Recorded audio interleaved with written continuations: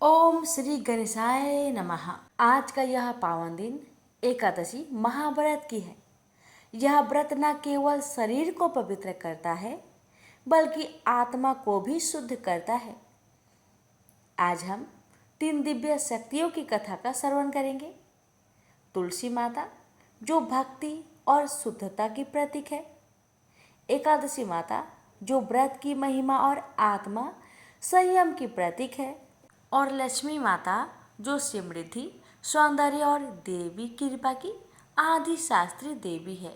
मैं आप सभी से विनम्र निवेदन करती हूँ कि श्रद्धा और मन की एकाग्रता के साथ इन कथाओं को श्रवण करें, क्योंकि कथा सिर्फ कहानी नहीं होती, ये वो ऊर्जा होती है जो हमारे जीवन को दिशा देती है। तो आइए भक्तों, अब हम माँ तुलसी की कथा प्रारंभ करेंगे। प्रेम से बोलिए ओम नमो भगवते वासुदेवाय। जय श्री हरि। लक्ष्मी माता की जय। तुलसी महारानी की जय। प्रजापति महर्षि कश्यप की कई पत्नियां थी। उनमें से एक का नाम था दनु। दनु की संतान दानव कहलाए। उसी दनु के बड़े पुत्र का नाम दंभ था। दंभ बहुत ही सदाचारी और धार्मिक प्रवृत्ति का था। अन्य दानवों की भांति उसमें ना तो ईर्ष्या ही थी और ना ही देवताओं से देश भावना। वह विष्णु का भक्त था और उन्हीं की आराधना किया करता था। लेकिन उसे एक ही चिंता सताती रहती थी कि उसके कोई पुत्र ना था। आचार्य शुक्र ने उसे श्री कृष्ण मंत्र की दीक्षा दी। दंभ ने दीक्षा पाकर पुष्कर में महान अनुष्ठान किया। अनुष्ठान सफल हुआ। उसके अनुष्ठान से प्रसन्न होकर भगवान विष्णु प्रकट होकर बोले, बस मैं तुम्हारे अनुष्ठान से प्रसन्न हूँ, पर मांगो। दंभ बोला, भगवान यदि आप मेरी तपस्या से प्रसन्न है तो मुझे ऐसा पुत्र दे जो आपका भक्त हो और त्रिलोक की जय हो। उसे देवता भी युद्ध में ना जीत सके। भगवान विष्णु ने तथास्तु कहा और अंतर्ध्यान हो गए और दंभ प्रसन्नचित अपने घर लौट आया। गोलोक में श्री राधा ने श्री कृष्ण पार्षद श्री दामा को असुर होने का श्राप दिया था। श्राप मिलने पर वही दंभ की पत्नी के गर्भ में आया। जन्म होने के पश्चात दंभ ने अपने उस पुत्र का नाम शंखचूड़ रखा। जब वह कुछ बड़ा हुआ तो दंभ ने उसे मुनि जैगी शिष्य की देख रेख में रख दिया। मुनि जैगी शिष्य ने उसे शिक्षा दीक्षा दी। अपनी कुमार अवस्था में ही शंखचूड़ पुष्कर में पहुंचा और उस महान धार्मिक तप स्थली में ध्यान मग्न रहकर वर्षों तक ब्रह्मा जी की तपस्या करता रहा। उसकी घोर तपस्या से प्रसन्न होकर ब्रह्मा जी प्रकट होकर बोले, वत्स मैं तुम्हारी तपस्या से प्रसन्न हूँ, वर मांगो। पितामह मुझे ऐसा वरदान दीजिए कि मुझे देवता पराजित ना कर सके। शंखचूड़ ने कहा। ब्रह्मा जी ने उसे ऐसा ही वरदान दिया और श्री कृष्ण कवच प्रदान करते हुए उसे आदेश दिया, शंखचूड़ तुम बद्रिका आश्रम चले जाओ। वहां तुम्हारा भाग्य का सितारा उदय होने की प्रतीक्षा कर रहा है।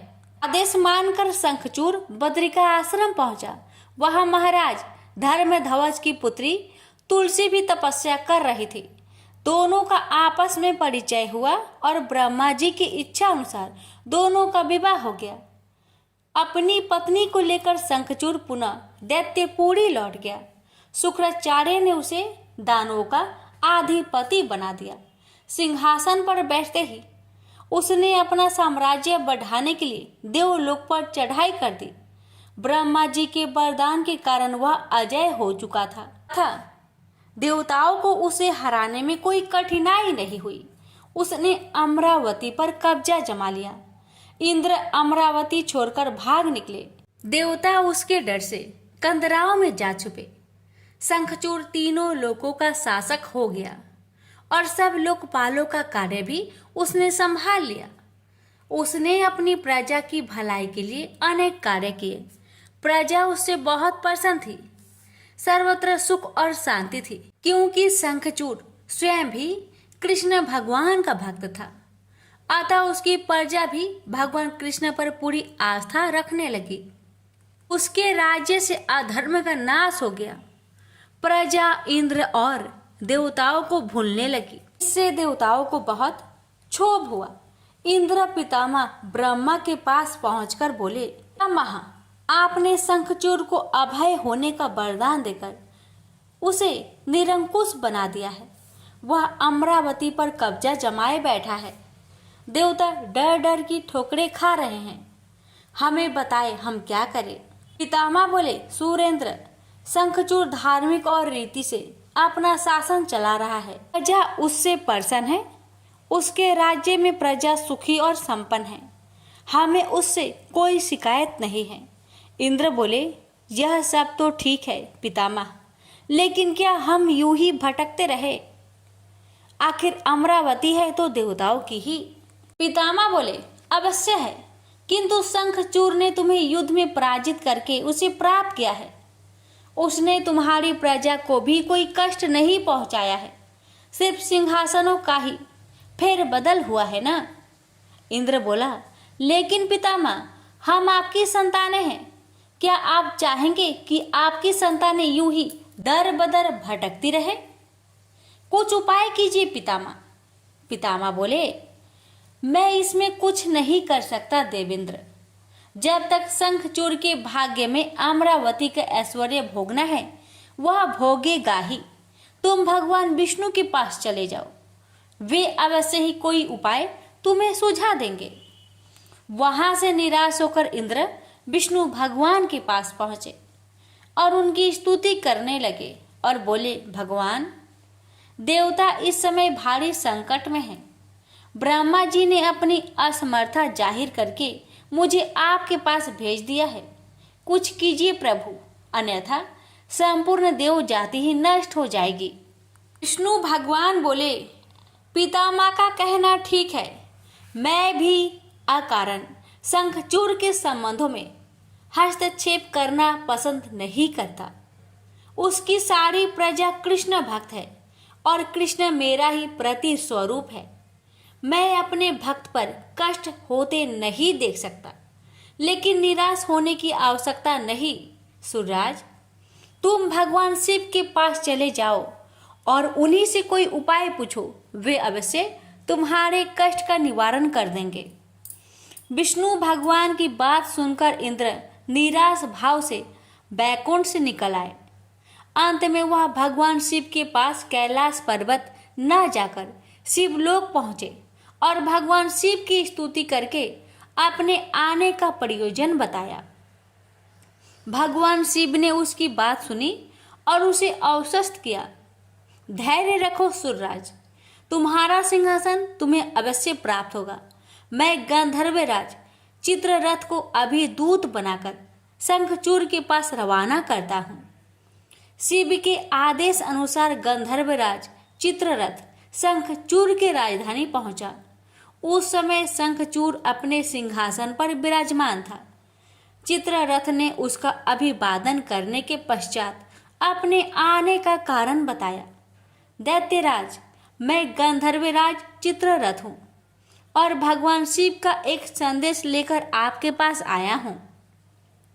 यह सुनकर शंखचूड़ के चेहरे पर आश्चर्य झलक आया। शिव के दूत को सामने पाकर वह सिंहासन से उठकर बोला, मेरा अहोभाग्य है कि भगवान शिव ने मुझे किसी योग समझा। आप संदेश सुनाए। क्या संदेश भेजा है भगवान रुद्र ने? गंधर्वराज बोला, दैत्यराज, भगवान शिव का संदेश है कि तुम देवताओं का राज्य उन्हें वापस लौटा दो और उनके अधिकार उन्हें दे दो। भगवान शिव ने देवों को अभय होने का वचन दिया है। शंखचूड़ बोला, गंधर्वराज, भगवान शिव से मेरा प्रणाम कहना और उनसे कह देना कि शंखचूड़ के हृदय में आपके लिए बहुत ही ज्यादा श्रद्धा है, परंतु यदि उन्होंने इंद्र के बहकावे में आकर मुझे दंडित करने का निश्चय किया है तो मैं उनकी बात नहीं मानूंगा और उनसे भी युद्ध करने के लिए तैयार हो जाऊंगा। चित्ररथ वापस लौटा और उसने भगवान शंकर को शंखचूड़ का उत्तर सुनाया। यह सुनकर शिव क्रोधित हो गए और अपने गणों को युद्ध का आदेश दे दिया। उधर शंखचूड़ ने अपने पुत्र का अभिषेक कर उसे दानवाधिपति बना दिया और अपनी पत्नी से बोला, मैंने युद्ध स्वीकार कर लिया है देवी, ईश्वर करे युद्ध में हमारी विजय हो। अब मुझे अनुमति दो, मेरी सेनाएं तैयार है। शंखचूड़ अपनी सेनाओं लेकर युद्ध भूमि में जा पहुंचा। दोनों सेनाओं गोमतत्र पर्वत के समीप एक दूसरे के आमने सामने आ खड़ी हुई। भगवान शिव ने शंखचूड़ के पास एक बार फिर संदेश भेजा कि वह नादानी ना करे और युद्ध से दूर रहकर उनकी बात मान ले, किंतु शंखचूड़ न माना और दोनों सेनाओं में घनघोर युद्ध छिड़ गया। भगवान शिव और शंखचूड़ आमने सामने डट गए। दोनों में अनेक अस्त्र शस्त्रों से युद्ध होने लगा। फिर भगवान शिव ने जैसे ही शंखचूड़ का वध करने के लिए त्रिशूल उठाया तो आकाशवाणी हुई, देवाधिदेव आप प्रलयंकर है, सर्वसमर्थ है, किंतु आपको मर्यादा की रक्षा करनी चाहिए। श्रुति की मर्यादा को नष्ट ना करे। जब तक शंखचूड़ के पास हरि का कवच है और जब तक उसकी पतिव्रता पत्नी मौजूद है तब तक उस पर बुढ़ापा नहीं आ सकता और ना ही उसकी मृत्यु हो सकती है। आकाशवाणी के खत्म होते ही शिव का त्रिशूल अपने आप रुक गया। तभी भगवान विष्णु प्रकट हुए। शिव से बोले, भगवान आपने तो मुझे बड़े धर्म संकट में डाल दिया है। आप ही ने तो इंद्र को मेरे पास भेजा और जब मैंने उसे अभय करने के लिए युद्ध आरंभ किया तो अब आपका ही कवच आड़े आ रहा है। अब आप ही कोई उपाय सोचिए। विष्णु बोले, शंखचूड़ के श्राप का समय अब समाप्त होने ही वाला है। भगवान अब इसे असुर योनि से मुक्त करके गोलोक भेजना पड़ेगा। यह कृष्ण भक्त है और कृष्ण मेरा ही प्रति स्वरूप है, अतः इसे वापस गोलोक भेजना होगा। फिर विष्णु ने एक ब्राह्मण का वेश धारण किया और शंखचूड़ के पास पहुंचकर बोले, दानवराज मैं एक निर्धन ब्राह्मण हूँ, कुछ पाने की आस के लिए आपके पास आया हूँ। शंखचूड़ बोला, मांगो वृषभवर, जो भी मेरे पास है उसे दे देने में मुझे किंचित भी विलंब नहीं लगेगा।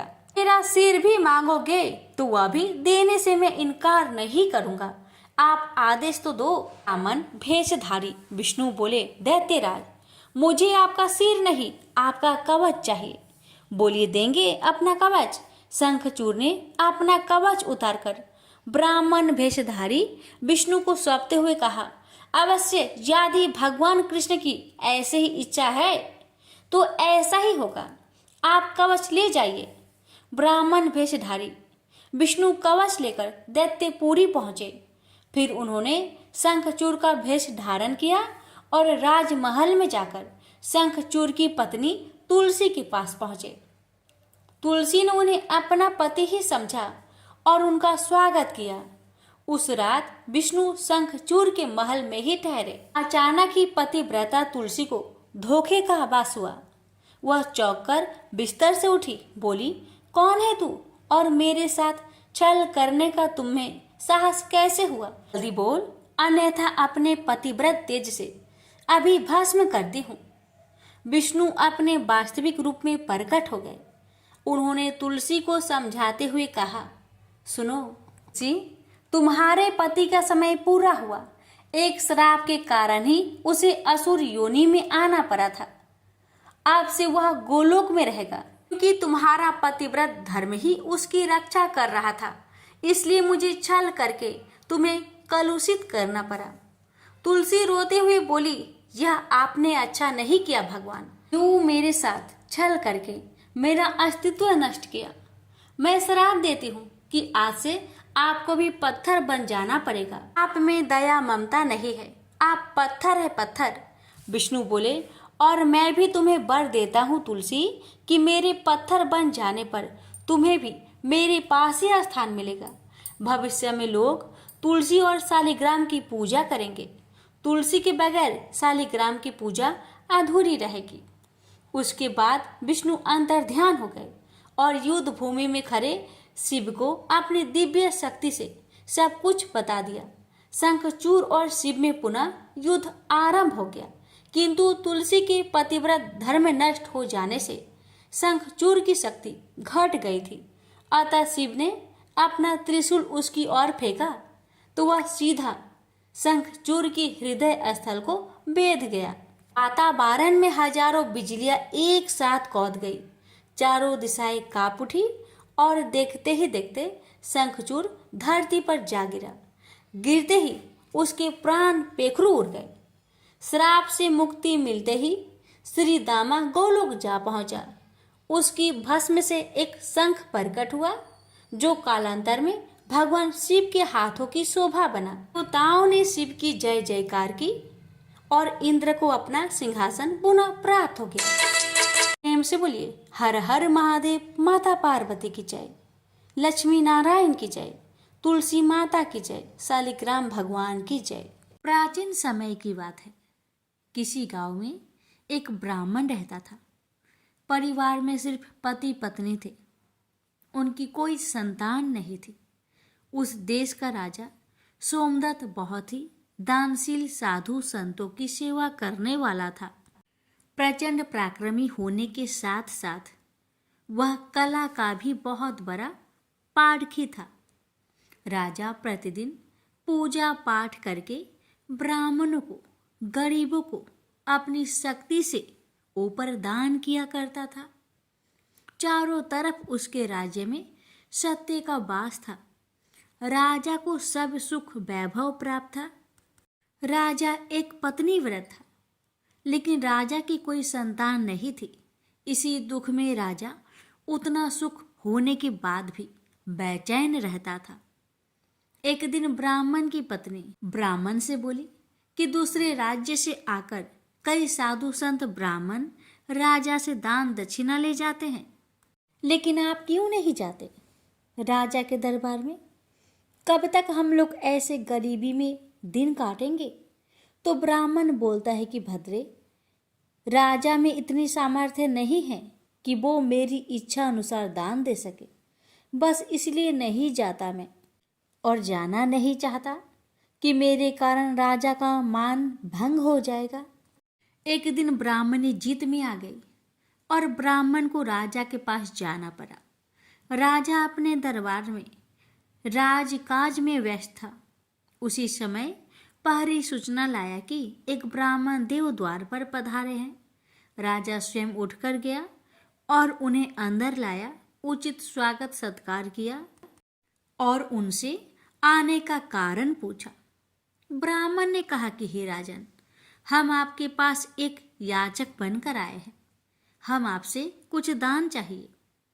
राजा ब्राह्मण के चरणों में नमन करते हुए बोला कि मैं किसी को दान करूं, ये मेरी हस्ती नहीं है। बस प्रभु के प्रसाद स्वरूप कुछ द्रव आदि दे देता हूं। राजा की इस विनय ने ब्राह्मण को मोह लिया। ब्राह्मण बोला, राजन, हमें अधिक कुछ नहीं चाहिए। तब राजा ने कहा कि हे ब्रीप श्रेष्ठ, आप आदेश कीजिए, आपको क्या चाहिए? मैं वचन देता हूं कि आपको निराश नहीं होना पड़ेगा। तब ब्राह्मण ने कहा कि हे राजन, हमें आपकी मेहनत की कमाई का दान चाहिए, फिर वो एक आना भी हो तो बहुत है। राजा तुरंत कोषाध्यक्ष को बुलाया और खजाने से रत्न आदि स्वर्ण मुद्राएं लाने को कहा। तब ब्राह्मण ने कहा कि राजन, इसमें आपकी मेहनत नहीं है, हमें वो दान चाहिए जिसमें आपका परिश्रम की सुगंध हो। इतना सुनते ही राजा सोमदत्त सन्न रह गया और काफी देर सोचने के बाद उसने कहा कि हे वृपवर, आप हमें 3 दिन का समय दे। और उसने ब्राह्मण को अपने राज प्रसाद में ठहरने को कहा। तो ब्राह्मण बोले, राजन, हम 3 दिन बाद पुनः आ जाएंगे, हमें राजमहल का सुख नहीं चाहिए। और ब्राह्मण चला गया। इधर राजा गहरी सोच में आ गया और सोचने लगा कि मेहनत का पैसा कहाँ से लाऊं। ऐसे तैसे रात हो गई। राजा रात्रि में भेष बदलकर अपने राज्य से निकल गया और दूसरे दिन अन्य राज्य पहुंच गया। राज्य में घोषणा हुई कि राजा 3 दिन तक बाहर राज कार्य से गए हैं। उधर राजा एक लोहार के पास पहुंचा और उससे काम मांगने लगे। लोहार उसे अपने पास रख लिया और लोहा पीटने के काम में लगा दिया। दिन भर राजा ने मन लगाकर काम किया और उसके बदले लोहार ने उसे 4 चवन्नी दिया। उसे लेकर तीसरे दिन राजा वापस राज्य में आ गया और जब तीसरे दिन ब्राह्मण आया तो उसे विनीत भाव से वो 4 चवन्नी दे दिया। ब्राह्मण अपने घर लौट आया। इधर ब्राह्मणी ने देखा कि ब्राह्मण सिर्फ 4 चवन्नी लेकर आया है तो वो आग बबूला हो उठी और गुस्से के कारण उस चवन्नी को तुलसी माता के पौधे के नीचे फेंक दिया। जैसे तैसे कुछ दिन बीते और तुलसी माता से लगकर 4 पौधे निकल आए जिनसे मोती झरते थे। जब ब्राह्मण और ब्राह्मणी ने ये सब देखा तो आश्चर्य रह गए और कुछ समय बाद सब सामान्य हो गया।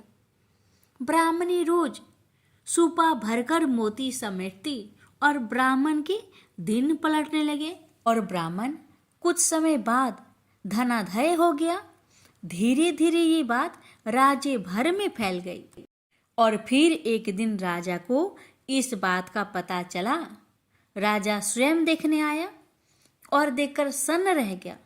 राजा ने ब्राह्मण से इसका कारण पूछा तो ब्राह्मण ने कहा कि राजन, हमें इस विषय में कुछ नहीं पता कि ये पौधे किस प्रकार के हैं और इनसे मोती झरने का रहस्य क्या है।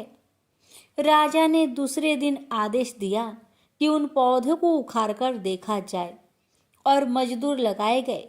मजदूर दिन भर खोदते रहे पर उस पौधे की जड़ नहीं मिली। चौथे दिन एक चमत्कार हुआ। बिना खोदे ही अब गहराई बढ़ती चली गई और जब सब नीचे झांककर देखे तो क्या देखते हैं कि पौधे की जड़ें पृथ्वी के नीचे किसी जलाशय में धंसी हुई है। राजा ने नीचे उतरने का निश्चय किया और राजा सहित ब्राह्मण नीचे उतरने लगे। कुछ समय बाद राजा, रानी, मंत्री, ब्राह्मण, ब्राह्मणी सब नीचे उतर गए और उस जलाशय के समीप पहुंचे। वो बहुत सुंदर स्थान था। उसी समय एक नौका आई और आकाशवाणी हुई कि सभी इस नौके में सवार हो जाओ।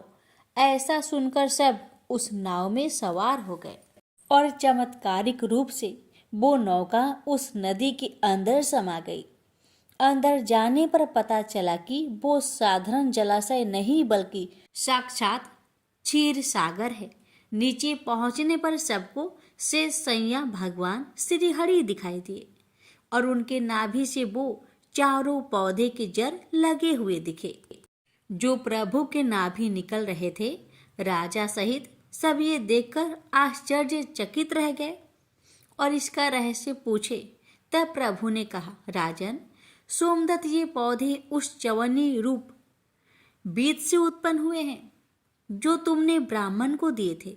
ब्राह्मणी ने तो उनको ऐसे ही फेंक दी और हमें ये लीला करनी पड़ी। प्रभु के साक्षात दर्शन होने के बाद राजा सहित सभी लोग प्रभु की स्तुति करने लगे। भगवान श्री नारायण ने कहा कि हे ब्राह्मण, हे राजन, हमारा दर्शन अमोघ है, अतः कोई वर मांगो। दोनों ने पुत्र प्राप्ति का वर मांगा और समय बीतने पर दोनों के घर सुंदर पुत्र उत्पन्न हुए और सब आनंद से रहने लगे। कथा का सार, बड़े बड़े राजमहलों और अरबों खरबों की कमाई से भी अनमोल मेहनत से कमाए गए कुछ पैसे हैं जिसमें साक्षात महालक्ष्मी जी का वास होता है। इसी कारण कहा जाता है, पुण्य का जड़ पाताल में होता है। ये कथा पद्म पुराण की है। श्री विष्णु पुराण में भी ये कथा आती है। प्रेम से बोलिए लक्ष्मीपति विष्णु भगवान की जय, तुलसी महारानी की जय जय। एकादशी माता की कथा। एक बार एक राज्य में एक राजा रहा करता था। राजा बहुत ही बुद्धिमान और बलशाली था। राजा सदैव अपनी प्रजा का बहुत अच्छे से ध्यान रखता था। प्रजा भी अपने राजा को बहुत पसंद करते थे। राजा की दो बेटियां थी। राजा अपनी दोनों बेटियों से बहुत प्रेम करता था। राजा की छोटी बेटी देखने में बहुत सुंदर और आकर्षण थी और राजा की बड़ी छोटी बेटी के मुकाबले थोड़ा कम सुंदर थी। राजा की छोटी बेटी 11 माता की पूजा किया करती थी और सभी लोग राजा की छोटी बेटी से बहुत प्रेम करते थे और बहुत प्रशंसा किया करते थे। राजा भी अपनी छोटी बेटी को बड़ी बेटी से अधिक प्रेम करता था, जिस कारण राजा की बड़ी बेटी को अपनी छोटी बहन से बहुत नफरत होने लगी थी। राजा की दोनों बेटियां जब बड़ी हो गई तब एक पड़ोस राज्य में रहने वाला राजकुमार राजा की बड़ी बेटी के लिए रिश्ता लेकर आया। लेकिन जैसे ही उस राजकुमार की नज़र राजा की छोटी बेटी पर पड़ी तो वह राजकुमार राजा की छोटी बेटी पर आकर्षक हो गया और उससे पहली नज़र में ही प्रेम कर बैठा। उस राजकुमार ने राजा की बड़ी बेटी के साथ विवाह करने से मना कर दिया और उसने राजा से कहा कि मैं आपकी छोटी बेटी से विवाह करना चाहता हूँ। जिसके बाद राजा की बड़ी बेटी यह देखकर अपनी छोटी बहन से बहुत क्रोधित हो गई और राजा की बड़ी बेटी ने अपनी छोटी बहन को अपना सबसे बड़ा दुश्मन मान लिया। राजा की बड़ी बेटी ने अपनी छोटी बहन से बदला लेने का निर्णय लिया, जिसके लिए उसने अपनी छोटी बहन को जान से मारने का प्लान बनाया।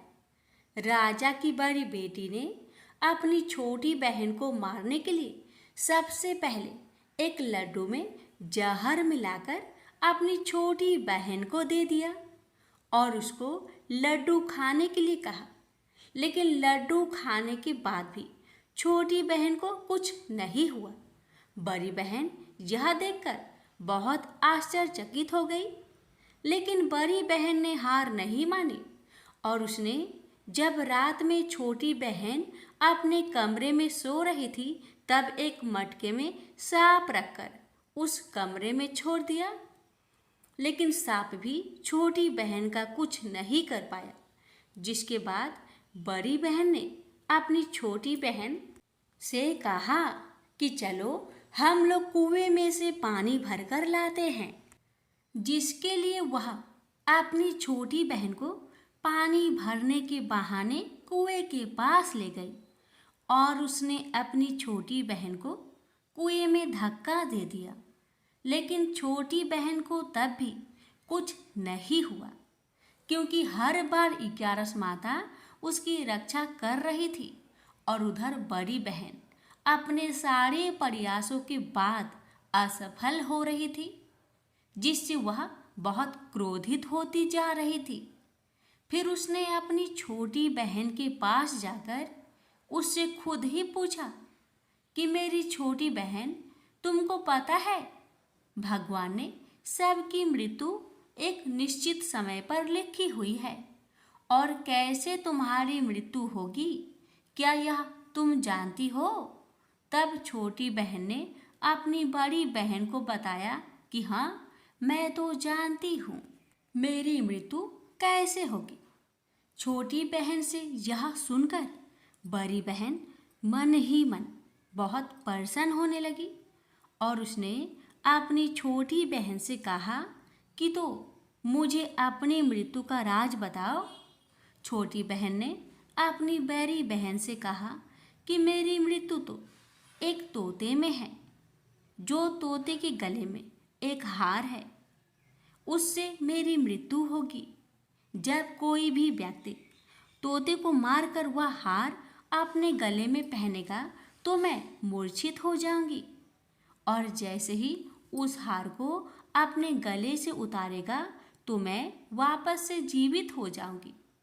अपनी छोटी बहन की मृत्यु का राज जानकर बड़ी बहन बहुत ही खुश हो गई और उसने अपनी छोटी बहन को मारने के लिए उसके पालतू तोते को ढूंढना शुरू कर दिया और छोटी बहन को इस बात का आभास हो गया था कि कोई उसकी जान लेना चाहता है, जिसके लिए वह अपने पिताजी के पास गई और उसने अपने पिताजी से कहा कि पिताजी, मेरी मृत्यु के बाद आप मुझे जलाइएगा मत, बल्कि आप मुझे अपनी पुरानी वाली हवेली में एक पलंग में लिटाकर छोड़ दीजिएगा।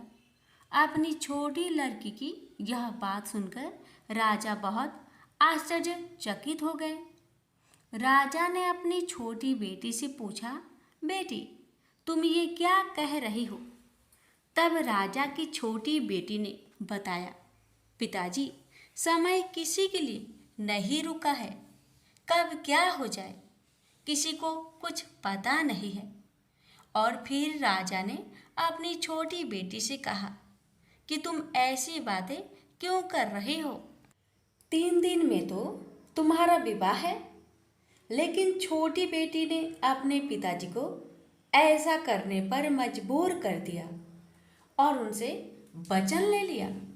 राजा ने भी अपनी छोटी बेटी की बात स्वीकार कर ली और 2-3 दिनों के बाद जब शादी का समय आया, तब राजकुमार बारात लेकर राजा के घर आया और राजकुमार और राजा की छोटी बेटी का विवाह शुरू हो गया। जैसे ही राजा की छोटी बेटी राजकुमार के साथ फेरे लेना शुरू करती है, तो उसकी बड़ी बहन अपनी छोटी बहन के कमरे में जाकर उसके तोते को पकड़ लेती है और उसको जान से मार देती है। तोते के गले में जो हार था, उसको अपने गले में धारण कर लेती है। जैसे ही बड़ी बहन उस हार को अपने गले में धारण करती है, तो उधर छोटी बहन 3.5 फेरे ही ले पाती है और वहीं पर बेहोश होकर गिर जाती है।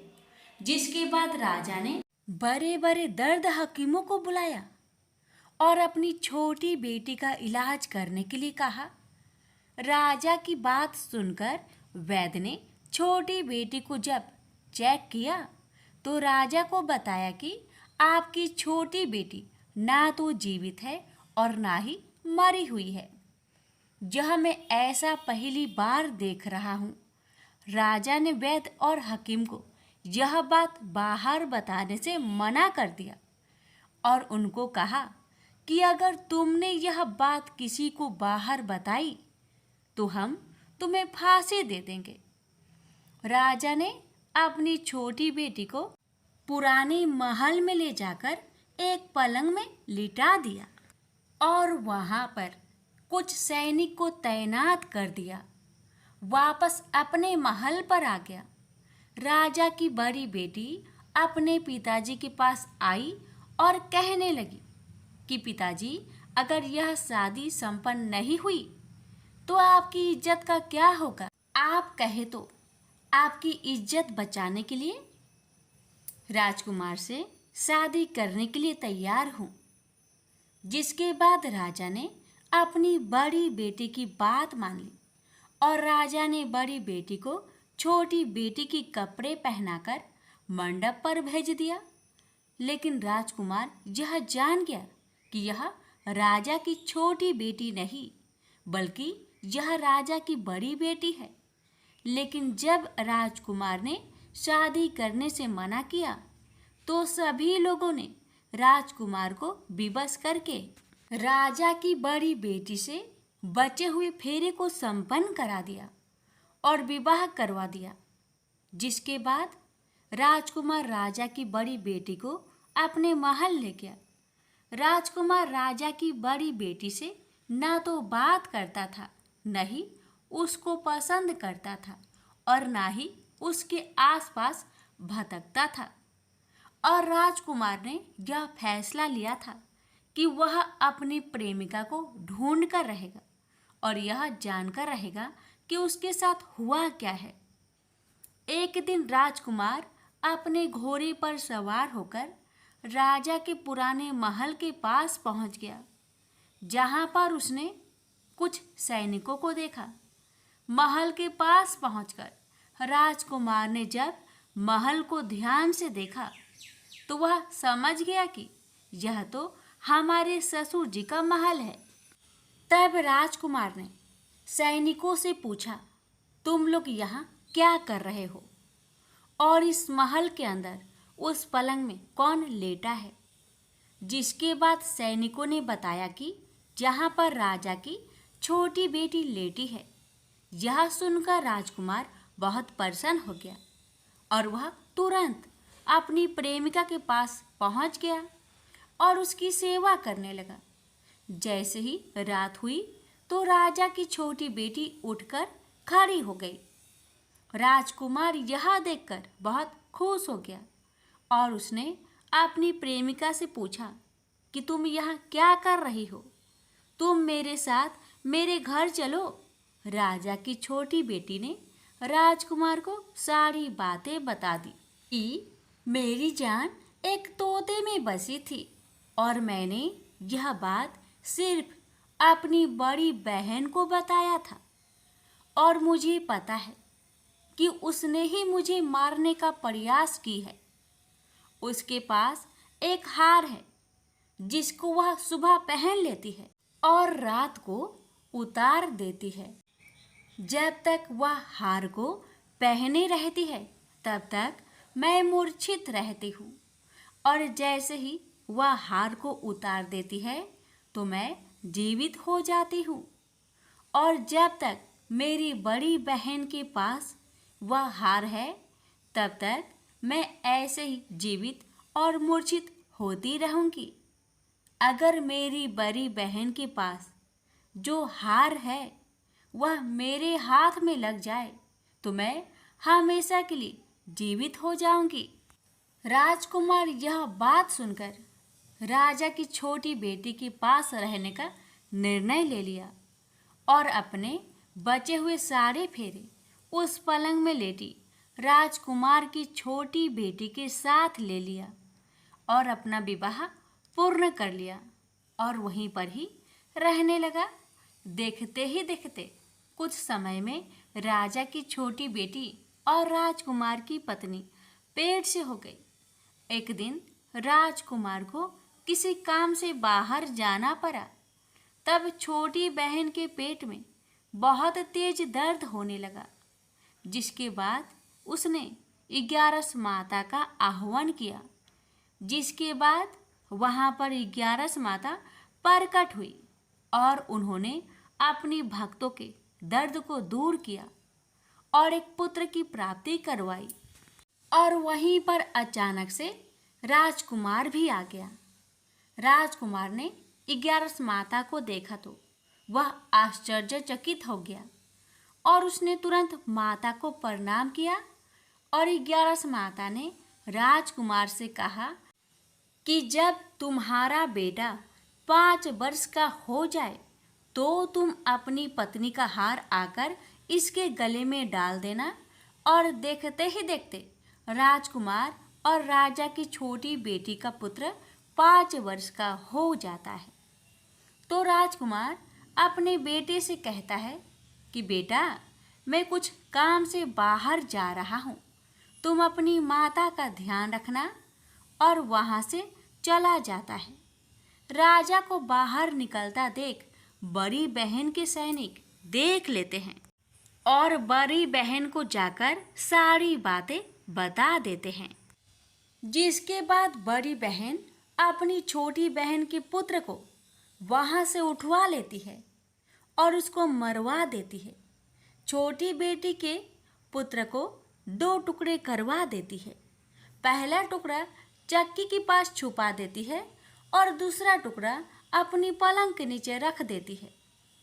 अब 11 माता भिखारी का रूप लेकर आती हैं। एक भिखारी का रूप रखकर बड़ी बहन के पास चली जाती है। जिसके बाद वहाँ पर भिक्षा मांगने लगती है। बड़ी बहन अपने नौकरों से कहती है कि जाकर भिक्षा दे दो, लेकिन जैसे ही नौकर 11 माता को भिक्षा देने के लिए जाते हैं तो माता उन्हें मना कर देती है और कहती है कि मैं तुम्हारी महारानी से ही भिक्षा लूंगी। जिसके बाद बड़ी बहन स्वयं ही भिक्षा देने के लिए माता के पास आती है। तब माता एक बिल्ली का रूप लेकर उसके कमरे में चली जाती है और वहाँ पर छोटी बेटे के पुत्र को 2 टुकड़ों को आपस में जोड़ देती है और उसे जीवित कर देती है और उसे वहाँ से ले जाती है। राजकुमार अपने बेटे को लेकर अपनी पत्नी के पास जाता है और उससे कहता है कि तुम इसका ध्यान रखना। अगर तुम इस बच्चे को अच्छे से ध्यान रखोगी तो मैं तुमसे बात करूँगा। एक दिन राजकुमार अपने बच्चे से कहता है कि तुम मम्मी से उनके गले का हार मांग लो। जिसके बाद राजकुमार का लड़का अपनी मम्मी के पास जाता है और कहता है कि मम्मी, मुझे तुम्हारा हार चाहिए जो तुमने गले में पहन रखा है। यह सुनकर पहले तो बड़ी बहन बहुत क्रोधित होती है, पर उसको यह याद आता है कि राजकुमार ने कहा था कि अगर मैं इस बच्चे का ध्यान अच्छे से रखूंगी तो वह मुझसे बात करेंगे, जिसके कारण वह हार को उस बच्चे को दे देती है और वह तुरंत हार ले जाकर अपने पिताजी को दे देता है। और तभी राजकुमार अपने बेटे को लेकर वहाँ से जाने लगता है और अपनी पत्नी से कहता है कि तुम हमारे लिए खाना बनाकर रखना, मैं शाम को आकर तुम्हारे साथ खाऊंगा। और वह अपने बेटे को लेकर वहाँ से चला जाता है। जिसके बाद वह राजा के पास जाता है और उसको सारी बातें बता देता है। राजा अपनी बड़ी बेटी की यह करतूत सुनकर बहुत क्रोधित होते हैं और अपनी परवरिश पर ही दोष देने लगते हैं और राजकुमार को अपनी छोटी बेटी के साथ रहने के लिए आदेश देते हैं। 11 माता ने जैसी कृपा छोटी बेटी पर की, वैसी ही कृपा अपने सभी भक्तों पर करना, हर कष्टों को दूर करना। प्रेम से बोलिए एकादशी माता की जय। इस कथा को हर एकादशी व्रत कथा के साथ जरूर सुनना चाहिए। इससे लक्ष्मी नारायण एकादशी माता की विशेष कृपा प्राप्त होती है। प्रेम से बोलिए लक्ष्मी नारायण की जय, एकादशी माता की जय। लक्ष्मी जी की महिमा की कथा। एक दिन लक्ष्मी जी की बड़ी बहन ज्येष्ठा ने उनसे कहा, बहुत दिनों से एक बात मेरे मस्तिष्क में कौध रही है, सोचती हूँ कि आज तुमसे पूछूं या नहीं। लक्ष्मी जी बोली, ऐसी क्या बात है बहन, मन में जो कुछ भी है निसंकोच पूछो। वैसे भी कोई बात मन में न रखकर उसका समाधान कर लेना ही बुद्धिमानी है। लक्ष्मी जी ने मुस्कुराकर कहा, मैं अक्सर यही सोचती रहती हूँ कि सुंदरता में हम दोनों बराबर हैं, फिर भी लोग तुम्हारा आदर करते हैं और मैं जहाँ भी जाती हूँ वहाँ उदासी छा जाती है। मुझे लोगों की घृणा और क्रोध का शिकार होना पड़ता है, जबकि हम दोनों सगी बहनें हैं। ऐसा क्यों? लक्ष्मी जी ने हंसकर कहा, सगी बहन या समान सुंदरता होने से ही आदर नहीं मिलता, उसके लिए अपने को भी कुछ करना चाहिए। लोग मेरा आदर इसलिए करते हैं क्योंकि मैं उनके घर पहुंचते ही सुख के साधन जुटा देती हूँ। संपत्ति और वैभव से आनंदित होकर लोग मेरा उपकार मानते हैं, तभी मेरी पूजा करते हैं। उधर तुम्हारा यह हाल है कि जिसके यहाँ भी तुम जाती हो उसको गरीबी, रोग और आपदा सहनी पड़ती है। इसी वजह से लोग तुमसे घृणा करते हैं। कोई आदर नहीं करता। आदर पाना है तो दूसरों को सुख पहुंचाओ। ज्येष्ठा को लक्ष्मी जी की बात चुभ गई। उन्हें लगा कि लक्ष्मी को अपनी महिमा का अभिमान हो गया है। उन्होंने तड़प कर कहा, लक्ष्मी, तुम मुझसे हर बात में छोटी हो, अवस्था में भी और प्रभाव में भी। मुझे उपदेश देने का भी विचार ना करो। अगर तुम्हें अपने वैभव का अहंकार है तो मेरे पास भी अपना एक प्रभाव है। मैं जब अपनी पर आ जाऊं तो तुम्हारे करोड़पति भक्त को भी पल भर में भिखारी बना दूं। लक्ष्मी जी को हंसी आ गई और कहने लगी, बहन तुम बड़ी हो इसलिए कुछ भी कह लो, लेकिन जहाँ तक प्रभाव की बात है मैं तुमसे कम नहीं हूँ। जिसको तुम भिखारी बनाओगी उसे मैं दूसरे दिन रंक से फिर राजा बना दूंगी। मेरी महिमा का भी अभी तुम्हें पता ही कहाँ है, और तुम्हें भी मेरी महिमा का पता ही नहीं है। जिसकी तुम सहायता करोगी उसे मैं दाने दाने के लिए भी मोहताज कर दूंगी। देखो बहन, दाने दाने के लिए तो तुम उसे मोहताज कर सकती हो जिससे मैं रूठ जाऊं। जिसके सिर पर मेरा वरद हस्त ना हो उसका तुम कुछ भी बिगाड़ सकती हो, परंतु जिस पर मेरी कृपा दृष्टि है उसका कोई भी बाल तक वाका नहीं कर सकता। अगर तुम अपना प्रभाव दिखाने को इतनी ही उतावली हो रही हो तो कल अपना प्रभाव दिखाकर देख लेना। ठीक है, बोलो कहाँ चले? दूर क्यों जाए, पास ही अनुराधापुर है। उसमें एक ब्राह्मण रहता है, दीनानाथ। वह रोज मंदिर में पूजा करने जाता है और मेरा पक्का भक्त है। उसी पर हमें अपनी अपनी महिमा दिखानी है। ज्येष्ठा को ताव आ गया। उन्होंने हाथ झटक कर कहा, ठीक है ठीक है, देख लेना कल तुम्हारा सिर ही झुक जाएगा। कहकर वह एक और चली गई।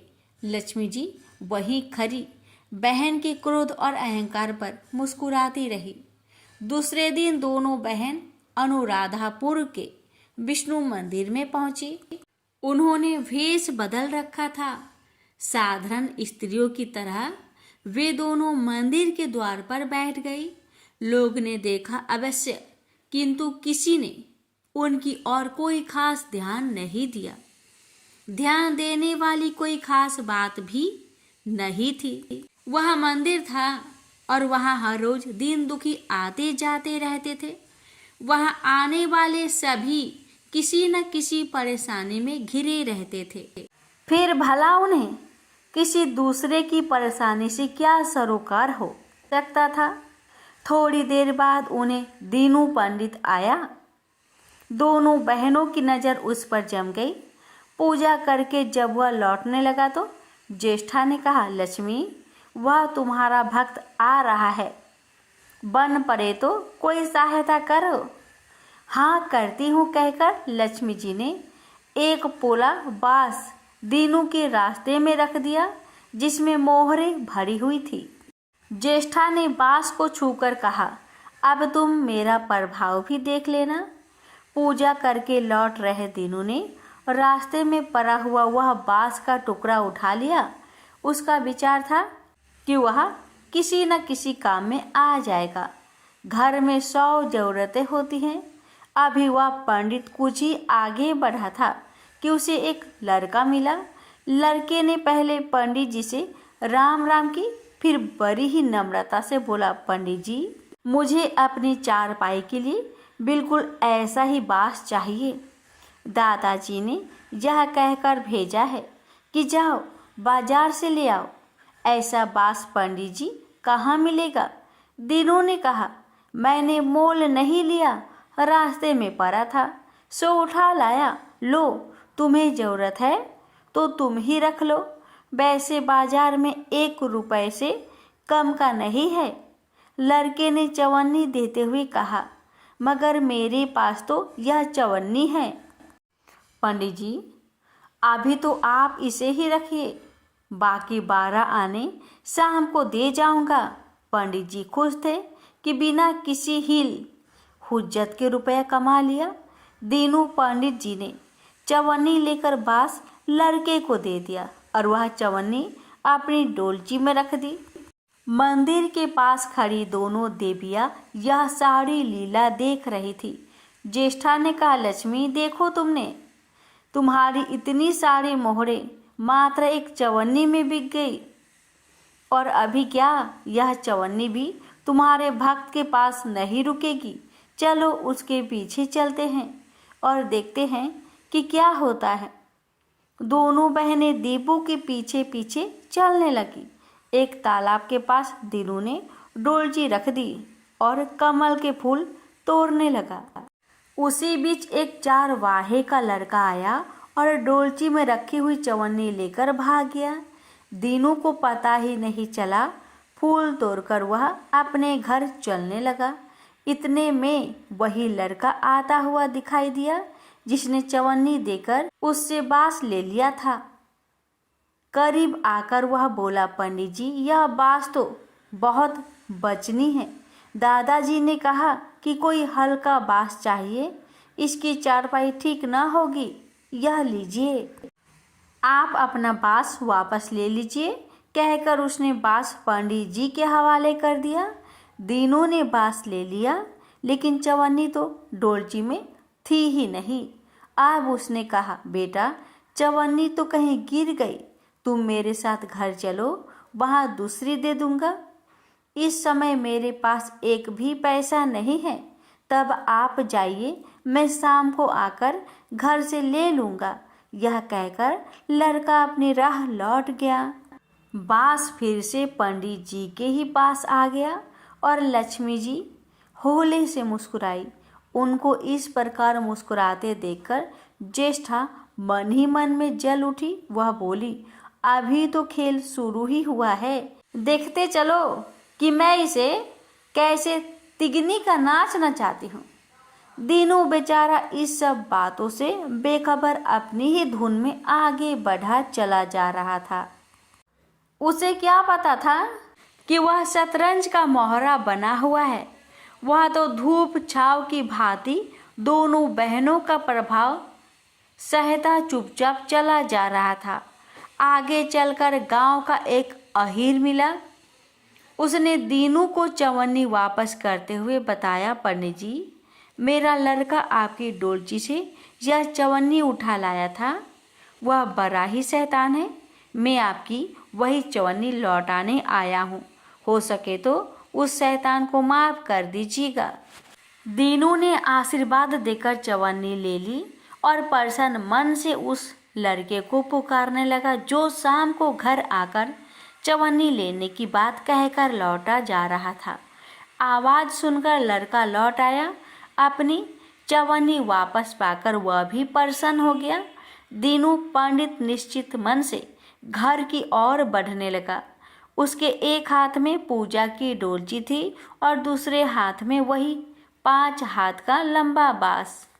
राह चलते दीनू पंडित सोच रहा था, बांस तो काफ़ी बजनी है तो मजबूत भी होगा, क्योंकि ठोस है। इसे दरवाजे के छप्पर में लगा दूंगा, कई साल के लिए बल्ली से छुटकारा मिल जाएगा। ज्येष्ठा को उसके विचार पर क्रोध आ गया।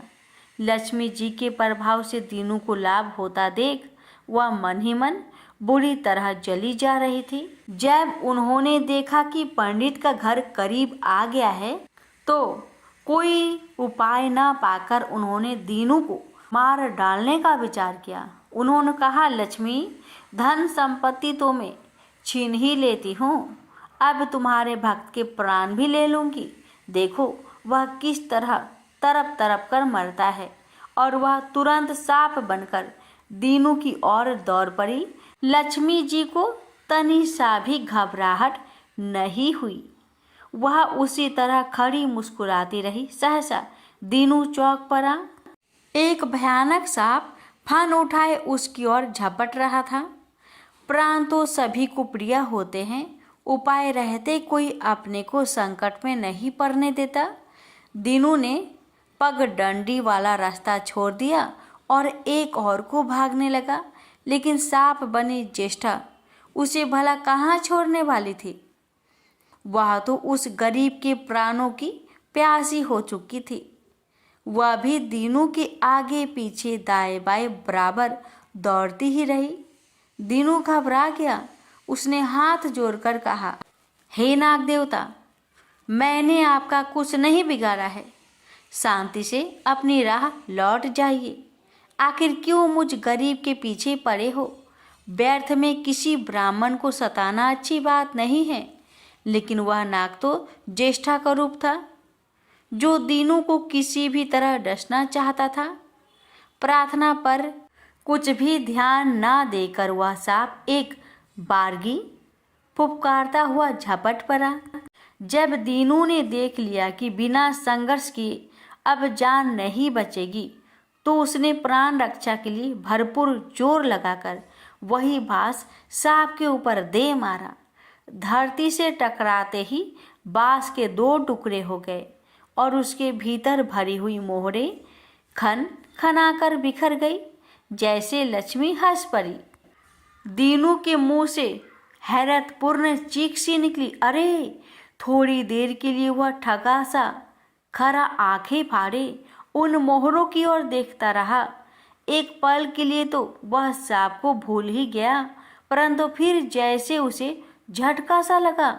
सांप का ध्यान आते ही उसने उसकी ओर गर्दन घुमाई तो देखा कि बाँस की चोट से सांप की कमर टूट गई है और वह लहूलुहान अवस्था में झाड़ी की ओर भागा जा रहा था। दूसरे क्षण वह मोहरों पर लौट गया और कहने लगा, तेरी जय हो लक्ष्मी माता, जीवन भर का दरिद्र आज दूर हो गया, तेरी महिमा कौन जान सकता है।